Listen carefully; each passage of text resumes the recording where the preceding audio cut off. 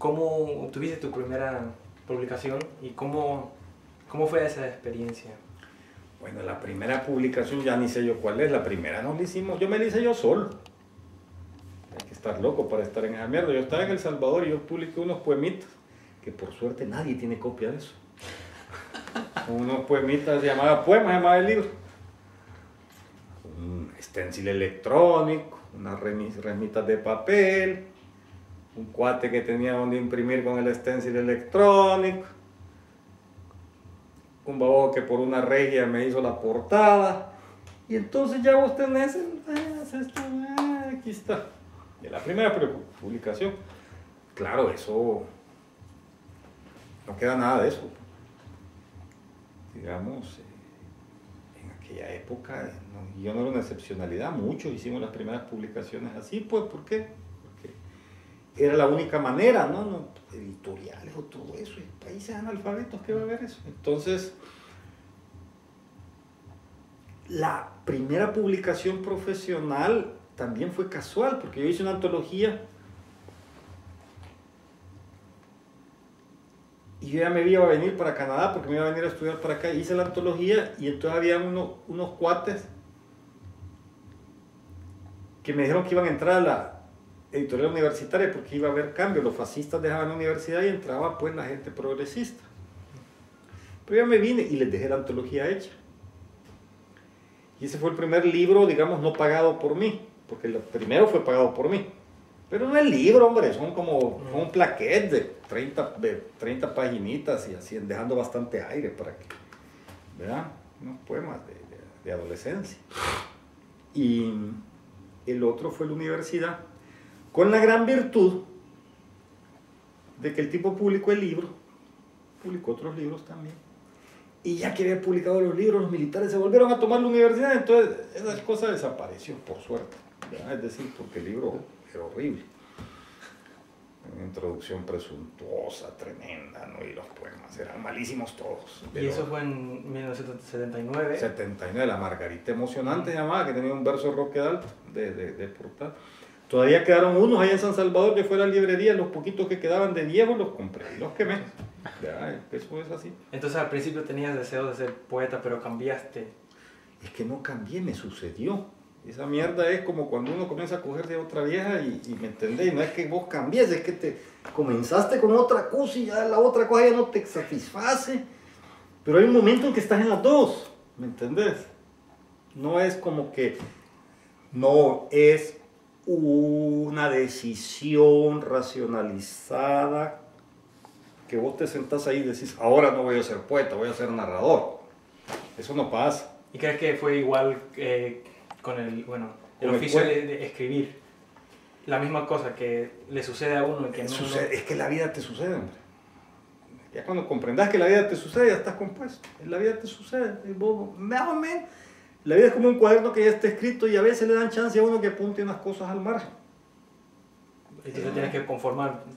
Vas viendo vos, no, nunca hay que conformarse, siempre hay que estar molestando al prójimo, pero en realidad cuando lo reflexionas decís, ¿cómo pasé del cuento a la poesía a la novela? La vida sucede. Yo no, a mí, hay otra gente que pueda que sea totalmente distinta y que tome sus decisiones con una racionalidad que me es ajena a mí, probablemente por de donde vengo yo, que ahí no le enseñan a pensar a uno, ¿verdad? Entonces es como más difícil todo. Pero a mí me fueron sucediendo los procesos, no responden como a momentos definitorios en los cuales tomar decisiones, sino que yo pasé, para mí fue natural comenzar a escribir cuentos y seguí escribiendo poesía. Hubo un momento en que yo comprendí que aquella poesía no me llevaba a ningún lado, en el sentido de que no sentía que me estaba expresando. Y seguí escribiendo cuentos. Y después hasta me olvidé de escribir cuentos un tiempo. ¿Por qué? Porque me dediqué al periodismo. Pero por necesidad de sobrevivencia, no por que yo creyera nunca. Yo nunca creí que el periodismo fuera algo más que un empleo.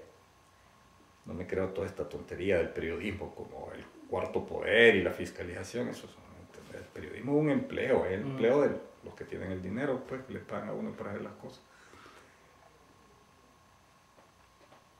Y cómo pasé del cuento a la novela fue igual, pues. Después volví a escribir cuentos cuando me quedó tiempo y de ahí pasé a la novela y comencé a escribir novela con alguna racionalidad, eso sí.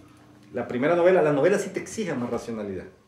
El paso de la poesía al cuento no tanta, pero del cuento a la novela sí ya fue como, hoy me propongo hacer una novela, voy a ahorrar un dinero para ir a apartarme y escribir una novela, porque para escribir cuentos no necesitas apartarte. Puedes seguir formando parte de la vida cotidiana que has tenido siempre y escribís tus cuentos. Pero de pronto una novela es un nivel de concentración distinto, o me exigió a mí un nivel de concentración distinto y ahí sí hubo una racionalidad. En ese momento sí hubo una racionalidad, ahora que lo pienso. Quería preguntarte algunas preguntitas acerca de la obra propia. Y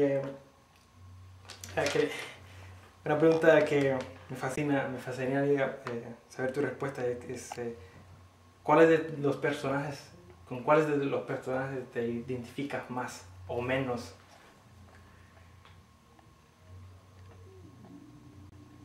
Pues sí, que con los personajes es con todos, y en el sentido de identificarme como que a la hora de escribirlos los tuve que asumir, ¿no? Son de distinta manera, pero te tienes que identificar con todo, porque si no, no los desarrollas.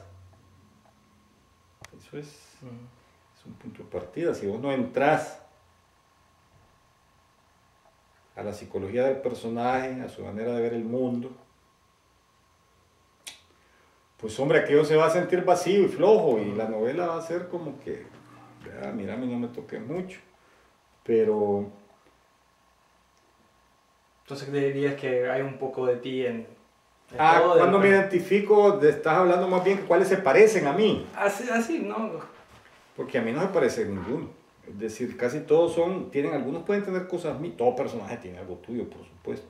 Hay unos que tienen más, porque si vos ves personajes masculinos, que tienen más o menos mi formación y que tienen más o menos mi edad, hombre, van a tener más mío que un personaje femenino que es 20 años mayor que yo, 20 años menor, es decir, es normal, ¿no? Pero en todos de ellos siempre hay un componente de psicología que es propio, ¿no?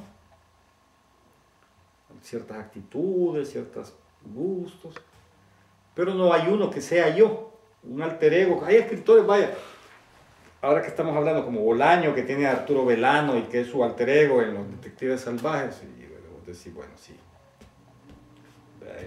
es personaje construido a mi imagen y semejanza. Hay gente que que ha pensado que yo soy Pepe Pindonga, un reportero que sale. La vez pasada incluso a una persona muy cercana me decía, hombre, te lo voy a presentar, en el que me inspiré, pues. Sí. Y cuando se lo presentó, sí. Se dio cuenta que no era yo. Eso me fascinaría conocer a esa persona, porque Pepe es terrible. Sí, pero no vayas con tu mujer porque te la va a querer coger.